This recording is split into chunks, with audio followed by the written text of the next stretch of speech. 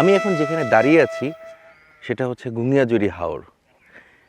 এক পাশে নবীগঞ্জ, আরেক পাশে হবিগঞ্জ সদর, আরেক পাশে বানিয়াচং, আরেক পাশে বাহুবল।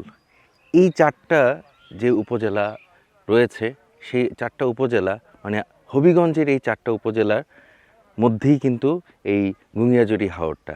এদিকে কিন্তু আপনারা দেখতে পাচ্ছেন পুরোটা শুকিয়ে গেছে। একসময় আপনি যখন দেখবেন বর্ষাকালে তখন এই জায়গাটা কিন্তু পুরোটাই পানি থই থই করে এবং অনেক দূর পর্যন্ত পানি উপরে উঠে আসে। এখানেই কৃষিকাজ করেন আমাদের কৃষকরা। একটা সবচেয়ে বড় যে দুঃখের বিষয়, সেই দুঃখের বিষয়টা হচ্ছে যখন পানি থাকে তখন কৃষিকাজ হয় না, কিন্তু যখন এই যে কৃষিকাজের মৌসুম এই নভেম্বর মাসের সময়টা থেকে শুরু করে পরবর্তী 3-4 মাসে যে কৃষিকাজের মৌসুম, এই সময়টায় পানি থাকে না এই হাওরে। আমরা হাওর বলতেই জানি যে অনেক বেশি পানি, কিন্তু সেই জায়গাটা থেকে আমরা এতটাই পিছিয়ে আছি। এবং এই হাওর অঞ্চলের কৃষি ব্যবস্থা নিয়ে আজকে আমরা কথা বলবো এখানকার বিভিন্ন মানুষের সঙ্গে, কৃষকের সঙ্গে। এখানকার স্থানীয় প্রতিনিধি এবং স্থানীয় অ্যাসেট হবিগঞ্জ নামে একটি সংগঠন কাজ করছে এই কৃষকদের নিয়ে, তাদের সাথে কথা বলবো। এই বিষয়গুলি আমরা জানবো এই হাওর অঞ্চলে, এই হবিগঞ্জের হাওর অঞ্চলের কৃষি ব্যবস্থার কোন অবস্থায় তারা আছে, আসলেই তারা ভালো আছে নাকি খারাপ আছে। সেই ভালো খারাপের বিষয়গুলি আমরা আজকের এই আয়োজনের মধ্য থেকে জানতে পারবো এবং আপনাদেরকে আসলে জানাতে চাই যে এই হাওর অঞ্চলের কৃষি ব্যবস্থা কোন অবস্থায় আমরা নিয়ে এসেছি এবং এখন আমাদের কি করা দরকার এবং সেই করার জন্য কি বিষয়গুলি, কোন পদক্ষেপগুলি নিলে, সরকারি বেসরকারি কোন সম্মিলিত প্রয়াসগুলি নিলে এই অবস্থান থেকে আমরা উত্তরণ পেতে পারবো, সেই বিষয়গুলি আজকে আমরা জানব। তো আমাদের সাথে থাকুন, রূপালী বাংলাদেশ ডিজিটালের সঙ্গে থাকুন এবং জানতে থাকুন যে আসলে কি কি ঘটনা ঘটতে যাচ্ছে।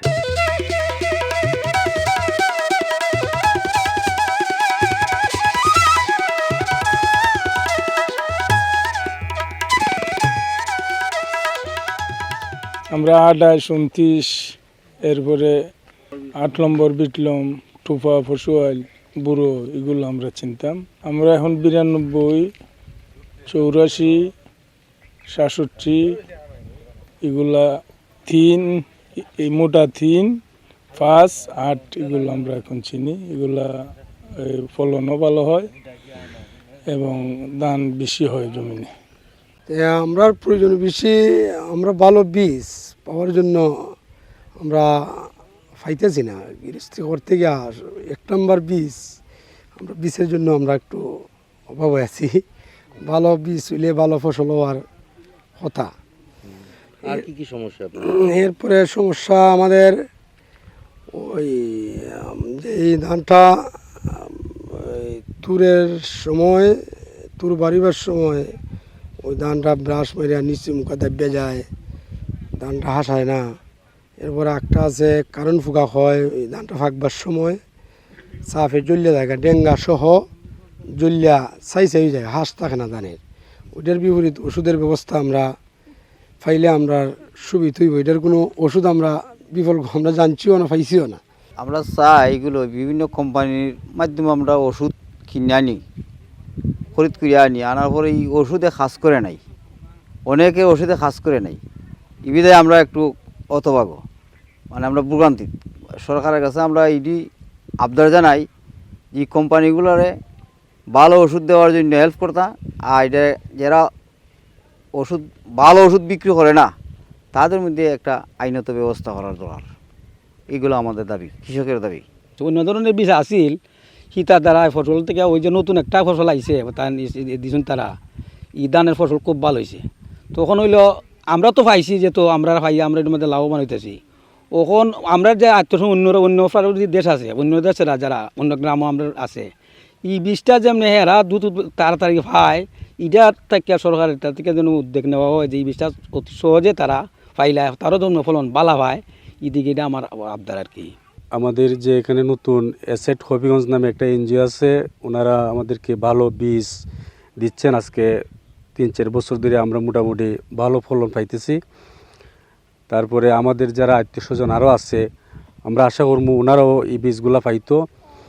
আর সরকারের কাছে আমাদের আবেদন হলো যে আমরা ওনারা যেন ওই বীজগুলা আমাদের যারা আত্মীয় স্বজন আশেপাশে গ্রামে আছে ওনারা যেন পান। আর বিশেষ করে আমাদের আরেকটা অসুবিধা হচ্ছে ওষুধ, যে ওষুধগুলা বাজারে আসছে এগুলো অনেক ভেজাল।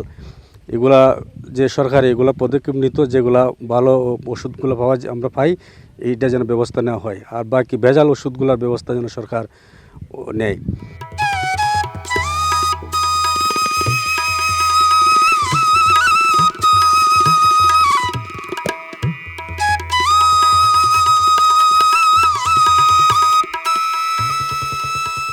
এই গুঙ্গাজুরি হাওরের মধ্যে আমাদের গ্রাম সাধুপুর, সিমেরগাঁও, সৈদাবাদ 3টা গ্রাম মিলিয়া এই হাওরের মধ্যে আমরা কৃষি কাজ করি। আগে আমাদের এখান মাঝে বুড়ো, পশু, টুপা, লাখাইয়া বিভিন্ন জাতের দেশীয় ধান ছিল। ইদানিং 2020 সালে এসেট কর্তৃক, জাপানি প্রজেক্টের এসেট কর্তৃক মোহাম্মদ জাফর ইকবাল সাহেবের সহায়তায় তারা আমাদেরকে কিছু দান দেন। চৈত্র মাসে যে সময় ধানের মধ্যে ফুল আসে, তখন আমরা বিজনা নদী, গুঙ্গাজুরি হাওরের যে বিজনা নদী শুকাইয়া যায়, শুকানির কারণে ফুলের সময়, ধান যে সময় শুনা লইব ওই সময় আর ধানের মধ্যে পানি আর দেওয়া হয় না। তারা আমাদের জাপানি সংস্থার প্রচেষ্টায় গুঙ্গাজুরি এখানে 1.5 কিলোমিটার, আমাদের সৈদাবাদ গ্রাম হইতে 1.5 কিলোমিটার পূর্ব দিকে যে রাস্তাটা নির্মাণ করা হইল, এটার সাইডে দিয়ে খাল খনন করা হয়। এখন আমরা ওই গুঙ্গাজুরি নদী হইতে পানি উত্তোলন করিয়া পাওয়ার পাম্পের সাহায্যে এই খালের মাঝে পানি জমা করিয়া রাখছি। আর যে সময় চৈত্রিক মাস আসে, যে সময় গুঙ্গাজুরি নদীর মাঝে পানি থাকে না, ওই সময় এই খালের পানি দিয়া ধানের মাঝে ফসল এর মধ্যে আমরা পানি দেওয়া আশানুরূপ ফলন পাই।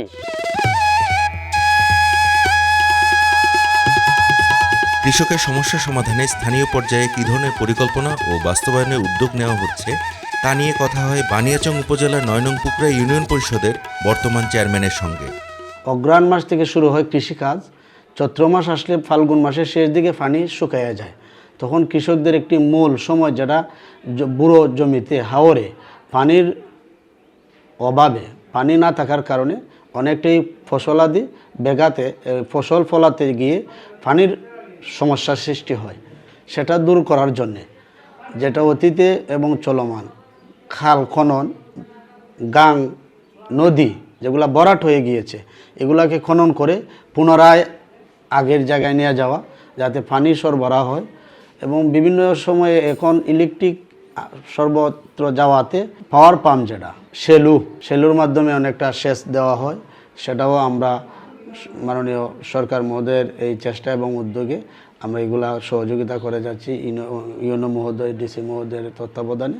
চৈত্র মাসের শেষ দিকে যখন বৈশাখ মাস আসে, সোনালি ফসল যখন কৃষক ঘরে উঠাবে, তখন দেখা যায় হঠাৎ করে কিছু ঝড় বৃষ্টি হলেই খাল বিল ভরাট হয়ে যায়, তখন আবার এই ফসলাদিগুলা নিয়ে যায়। সেটার জন্য বিভিন্ন হাওরে আমাদের এই হাওরে বাঁধ দেওয়ার প্রয়োজন রয়েছে। বর্তমান সময়ে ইউনো মহোদয়ের মাধ্যমে আমি চেয়ারম্যান, সেই হিসেবে প্রত্যেকটি ইউনিয়নের চেয়ারম্যান এবং মেম্বারদেরকে সমন্বয় করে তাদের কৃষকদের হাতে হাতে সার বীজ পৌঁছে দেওয়া হচ্ছে এবং হয়। সরকার যতই দেওয়া হোক, তারপরেও যদি পাশাপাশি যে আপনাদের যে এনজিও যেগুলো রয়েছে, ওনারা যদি এগিয়ে আসে বা পাশে আসে, আরও অনেকটি কৃষকদের সহায়ক হবে এবং অনেকটা প্রয়োজন রয়েছে। যেমন এখানে অনেক নতুন ধান বীজ এখন মাঠে আসতেছে, যেটা অনেক কৃষকই অবগত না। তাদেরকে ট্রেনিং করানো, তাদের মাধ্যমে এই নতুন ধান বীজ কিভাবে বপন করতে হবে, তারপরে কিভাবে এটাকে পরিচর্যা করতে হবে, সেই দিকে ট্রেনিং দেওয়ানো।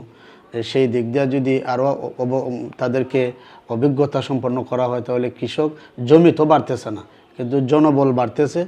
কারণ ফসলাদি বাড়ানোর জন্য সেই চেষ্টা করা আমাদের জন্য বা এই ভূমিকাটা প্রয়োজন।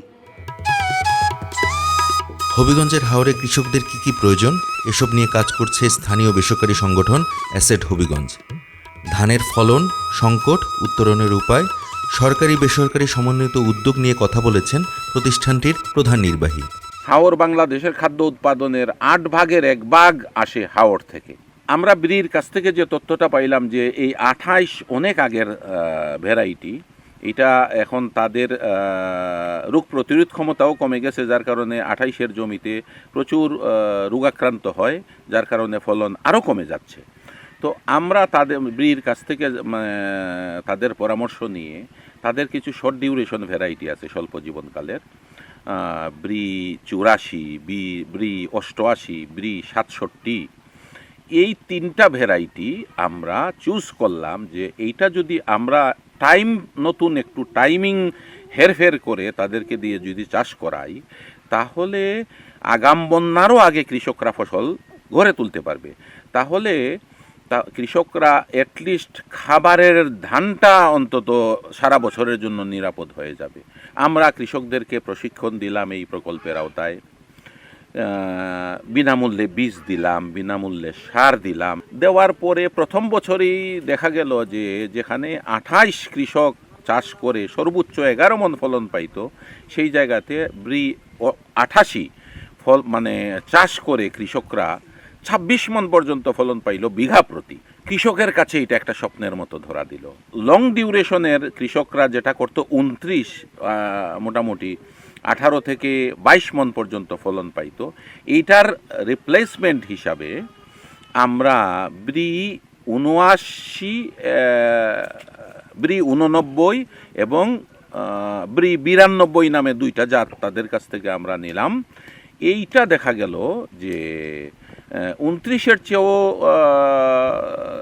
2-4 দিন আগে কাটতে পারে কৃষক, এবং বিঘা প্রতি গড়ে 25 থেকে 30 মণ পর্যন্ত ফলন পাইল।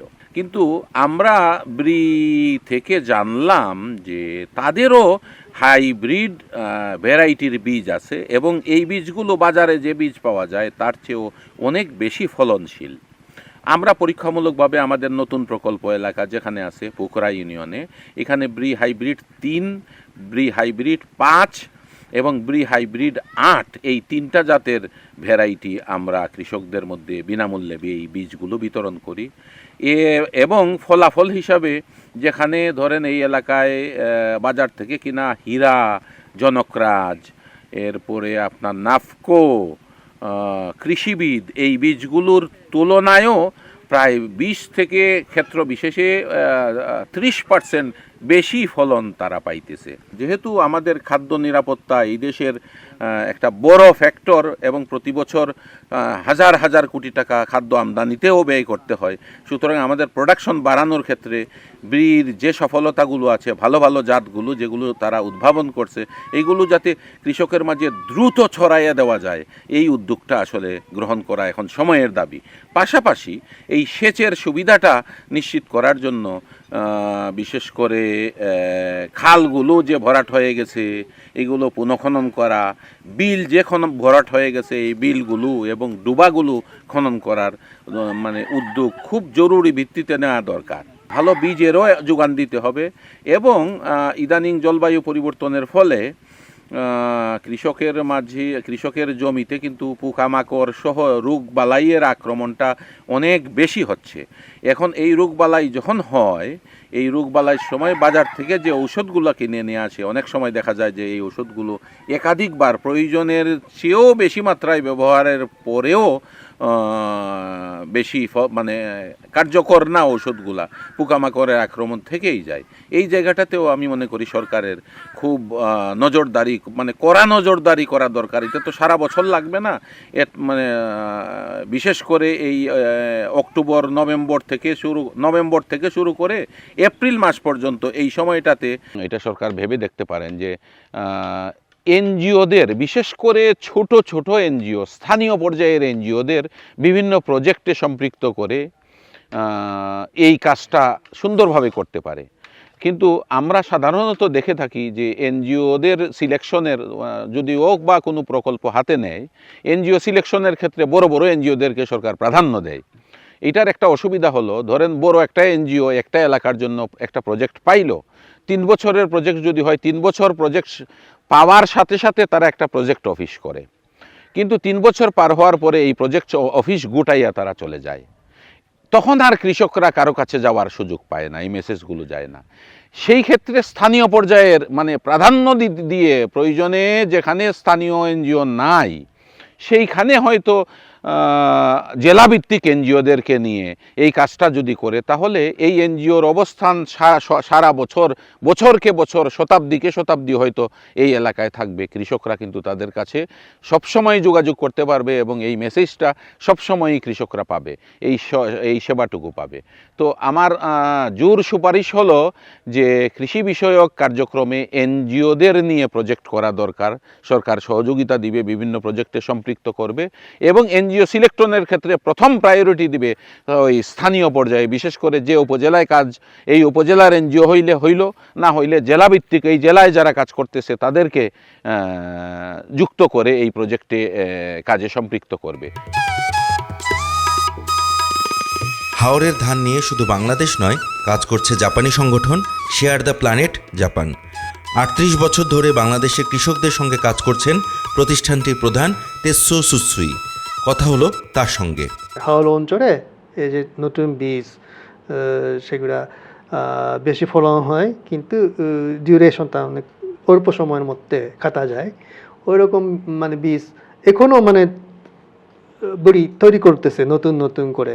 তো সেটা যেন সারা হাওরে সম্প্রসারণে সবার কাছে পৌঁছাইতে পারি, এটা হলো আমার উদ্দেশ্য, মানে টার্গেট।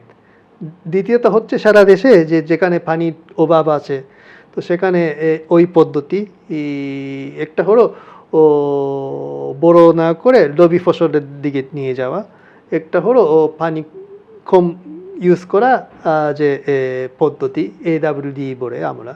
AWD পদ্ধতিতে সারা দেশে যে ধান উৎপাদন করা হোক। জাপান যে গভর্নমেন্ট থেকে বিজ্ঞানীরা এনে এখন ওনার মতো রিসার্চ করতেছে আসলে উৎপাদন বাড়বে কিনা। আমাদের মানে সরকারিকে আর একটু হয়তো বাড়ার জন্য আমাকে বলতে হচ্ছে, জাপানের সরকারিও হয়তো এইদিকে আরও একটু থাকায় দিতে, সেখানে কোনো ফান্ড দিতে, ওইটা হয়তো বলতে হচ্ছে। দেশের অর্থনীতিতে সবসময় বড় ভূমিকা রেখেছে হাওরের ধান, কিন্তু বর্তমানে কৃষকদের নাজুক পরিস্থিতি, পানি সংকট, ভেজাল পেস্টিসাইড, কৃষি ঋণ সংক্রান্ত সমস্যা রয়েছে। এসব বিষয় নিয়ে কথা বলেছেন কৃষি অর্থনীতিবিদ অধ্যাপক ডক্টর মিহির কুমার রায়। এখন হাওর অঞ্চলে ডিপ টিউবওয়েল কনসেপ্টটা ইট ইজ কমপ্লিকেটেড, কারণ যেহেতু পানির নিচে চলে যায় গ্রাম অঞ্চল, তো সেখানে ডিপ টিউবওয়েল দিয়ে চাষ করাটা এটা কোনোভাবেই ফিজিবল না। একটা আছে আপনার পাওয়ার পাম্প, যে নল দেওয়া পাম্প দিয়ে পানির টুইলা, যেটা ম্যাক্সিমাম ক্ষেত্রে হয়ে থাকে চ্যানেল করে দেওয়া এগুলিতে দেয়, তাই না? যে বৃষ্টির উপরে কিন্তু ডিপেন্ড করা যায় না, অন্তত এই ধরনের ফসল ডিপেন্ড করা যায় না। তো যেহেতু বৃষ্টির উপরে ডিপেন্ড করা যায় না, তো সেহেতু আপনার সারফেস ওয়াটার যেটা আছে পাওয়ার পাম্প দিয়ে যাবে নদী, খাল, বিলের, আরেকটা আছে আন্ডারগ্রাউন্ড ওয়াটার, তাই না, সাবসারফেস। এখন যে সমস্ত এলাকাগুলি কম্পারেটিভলি উঁচু, সেখানে ডিপ টিউবওয়েল বসার যদি কোনো প্রভিশন থাকে, কারণ ইনসেকটিসাইড এগুলি মাল্টিন্যাশনাল কোম্পানি, এটা বাংলাদেশে তৈরি হয় না, বিদেশ থেকে আসে এবং তারা ডিলারশিপের মাধ্যমে ডিলারদের কাছ থেকে আনে। এখন বাংলাদেশে আসার পর এখানে যখন এটা প্রসেস হয়, সেই জায়গায় যদি এটাকে নিয়ে কোনো কিছু, যেটা আমাদের দেশে সবসময় হয়ে থাকে, ভেজাল যদি কেউ ঢুকে যায়, তাহলে এইটা এখন এইগুলোর পকেটগুলো খুঁজে বের করা এগ্রিকালচার মিনিস্ট্রির দায়িত্ব। যে আমরা যে জিনিসগুলো ইনসেকটিসাইড বা পেস্টিসাইড নিয়ে আসলাম, এইগুলো আমাদের দেশে আইসা তাদের রিকমেন্ডেড যে কাজগুলি করার কথা ডোজ হিসাবে প্রেসক্রিপশন তো আছে, তো সেইটা এইখানে কাজ করবে না কেন পোকা মরবে না? সারের ক্রাইসিস আছে, সার তো ধরেন বাল্ক অফ দিয়ে সার সাবসিডি, এবং এটা অনেকটা ইম্পোর্ট করতে হয়। বাট আমাদের দেশের যে বাংলাদেশ কেমিক্যাল ইন্ডাস্ট্রি কর্পোরেশন আন্ডারে যে সারের কারখানাগুলি ছিল, বিশেষ করে আপনার ওই যে আশুগঞ্জ, তারপরে আরও কোথায় ছিল, এইগুলো আমার টোটাল নিডের একটা সার্টেন % আপনার ফুলফিল করতে পারে, বাকিটা ইম্পোর্ট হয় এবং গভর্নমেন্ট সাবসিডি দেয়। এখন গভর্নমেন্টের সাবসিডি দিচ্ছে, এটা নিয়ে কিন্তু IMF এর একটা আপত্তি আছে, যে গভর্নমেন্টের কত সাবসিডি দিবে, আমরা কবে নিজের পায়ে দাঁড়াবো? তো এই জায়গাগুলিতে যদি রূপান্তর না আনা যায়, তাহলে কৃষক পর্যায়ে কিন্তু এখন সারের দাম, গভর্নমেন্ট আগে ইউরিয়া সার ছিল বোধহয় 18 টাকা কেজি, এরপরে বোধহয় 25 না 24 করে দিয়েছে। তো এটা তো গ্রাজুয়ালি বাড়বে, কারণ এর চেয়ে বেশি, আর যদি সাবসিডি তুলে দেয় 80 টাকা হবে। তো গভর্নমেন্ট যে সাবসিডিটা দিচ্ছে, ওকে, এখন গভর্নমেন্টের সক্ষমতার উপরে ডিপেন্ড করে ইন্টারন্যাশনাল IMF বলতেছে এত সাবসিডি কেন দেওয়া যাবে, এটা উইথড্র করে, যে আমরা যেহেতু খাদ্য নিরাপত্তা জড়িত আমরা এটা উইথড্র করবো না, যেটা মন্ত্রী চৌধুরী করে নাই, ডক্টর রাজ্জাকও করে নাই, গত সরকারও করে নাই। এই জায়গাটাতে তারা মোটামুটি ধরে রাখছে। আর আরেকটা জিনিস যেটা ছিল, বিশেষ করে এখন হাওড় অঞ্চলের ক্ষেত্রে কিন্তু একই জিনিস প্রযোজ্য, কারণ জিনিসগুলো তো একই প্রক্রিয়া একই চ্যানেলে আসে, তাই না? আর হাওড়ের জীবনটা অনেকটা ভালনারেবল, যদি আপনি বলেন vulnerable in the sense that, কারণ হাওড়ের বাড়িগুলো দেখবেন অনেক উঁচু উঁচু, পানি যখন ইয়ে হয়ে যায় বর্ষায়, যখন চারদিকে পানি আসে তখন একটা দ্বীপের মতো মনে হয়, বাড়িগুলি উঁচু উঁচু থাকে, তাই না? তো এদের সিচুয়েশনটা একটা ভালনারেবল সিচুয়েশন। নৌকা তাদের একটা ভালো আয়ের পথ, আদার হাঁসপালা, এই পালা সে পালা যে কতগুলো আছে। এখন এইখানে যদি কৃষিটাকে, এই যে বললাম অল্টারনেটিভ ওয়েতে টেকনোলজিগুলো ডেভেলপড হয়েছে, সেগুলো আপনার পানির উপরে কৃষির চাষ, আপনার তারপরে কচুরি পানের উপরে কৃষির চাষ, নৌকার উপরে কৃষির চাষ, এগুলো যদি ইনজেক্ট করা যায় এবং কিছু প্র্যাকটিস করা যায়, তাহলে সেই জায়গায় কিছুটা রূপান্তর আসতে পারে। স্যার এখানে ধান তো আর ওইখানে ধানের যে বিষয়টা অল্টারনেটিভ ওয়েতে যেতে হবে। আপনাকে যে সারা জীবন ধানে থাকতে হবে নট নেসেসারি। ইউনিয়ন কৃষি অফিস যেটা আছে, উপজেলা কৃষি অফিস যেটা আছে, এখন তারা কি করতেছে? এখন তারা তো সরকারি চাকরি করে, স্ট্যাটিউটরি বডি। এখন তাদের মধ্যে যারা একটু মোটিভেটেড, যারা কৃষককে নিয়ে ভাবে বা যারা কৃষকের উন্নয়নের চিন্তা ভাবনা করে, সেখানে গিয়ে দেখবেন যে তারাই এইগুলি নিয়ে কিছু কিছু কাজ করতেছে। কিন্তু মেয়ে শ্রম ক্ষেত্রে দেখা যায় যে না, ওরা চাকরি করতেছে, কাজ করতেছে না, মাস গেলে বেতন পাচ্ছি, বছর গেলে ইনক্রিমেন্ট পাচ্ছি, একটা সার্ভিস প্রমোশন পাচ্ছি, কিন্তু ফিল্ড ওয়াইজ নিজেকে কৃষক মনে করে যে আমি কৃষি কর্মকর্তা না, আমি একজন কৃষক, আমি কৃষকের মতো করে কাঁচি মাথার মধ্যে এই দিয়ে লাঙ্গল দিয়ে মাঠে নেমে গেলাম। এই ধরনের অফিসার তো আপনি খুঁজে কম পাবেন। ব্যাংকের উপরে মানুষের আস্থা নাই, এই কারণে ব্যাংকের আসলে মানুষের সঙ্গে তাদের কোনো সংযোগ নাই। অর্থাৎ একটা পার্টিকুলার হাওড় অঞ্চলে একটা পার্টিকুলার যদি ব্যাংকের ব্রাঞ্চ হয়, গিয়ে দেখবেন যে ম্যানেজার সাহেব কিন্তু এখানে পশ্চিম নিতে রাজি না, জোর করে পাঠানো হয়েছে, ডিমোটিভেটেড, যার ফলে হাওড়ে কেউ থাকতে চায় না। এখন আমার প্রশ্ন হলো, যে লোকটার বাড়ি হাওড়ে, তাকে তুমি হাওড়ে পোস্টিং দাও, শুধু ছোটবেলা থেকে বড় হয়েছে হাওড় দেখা, ছোটবেলা থেকে তার জীবন কেটেছে, বাড়িও তার এখানে, গ্রামের বাড়িও এখানে, তো তাকে তুমি এখানে পোস্টিং দাও। পোস্টিংটা তাকে বলো যে তোমার অঞ্চলকে তুমি উন্নয়ন করো, ব্যাংকের টাকা আছে, উন্নয়ন করো। এখন ম্যানেজার সাহেবের যদি আগ্রহ থাকে, তো সেই জায়গায় একটা বিরাট সুযোগ আছে ডেভেলপ করার। যদি ম্যানেজার কৃষি ব্যাংক, যদি তার আগ্রহ থাকে, আর যদি আগ্রহ না থাকে, ফ্যামিলি রাখবে হবিগঞ্জে অথবা ঢাকায়, তার পোস্টিংগুলো বানিয়ার সঙ্গে কামিং এন্ড গোয়িং করবে, দেশে কিছু কাজ করে। বাংলাদেশ ধান গবেষণা ইনস্টিটিউট উদ্ভাবিত ধান সম্পর্কে কৃষকদের জানানো, ভালো বীজ ও সার দেয়া, ভেজাল পেস্টিসাইড রোধে পদক্ষেপ নেয়া, সরকারের পাশাপাশি স্থানীয় পর্যায়ে এনজিওদের সম্পৃক্ত করা, পানি সংকট রোধে প্রয়োজনীয় পদক্ষেপ নেয়া এখন সময়ের দাবি। দেশের খাদ্য নিরাপত্তার বড় একটি অংশ আসে হাওড় থেকে, তাই হাওড়ের ধান বাঁচলে বাঁচবে কৃষি, নিরাপদ হবে দেশের মৌলিক চাহিদা।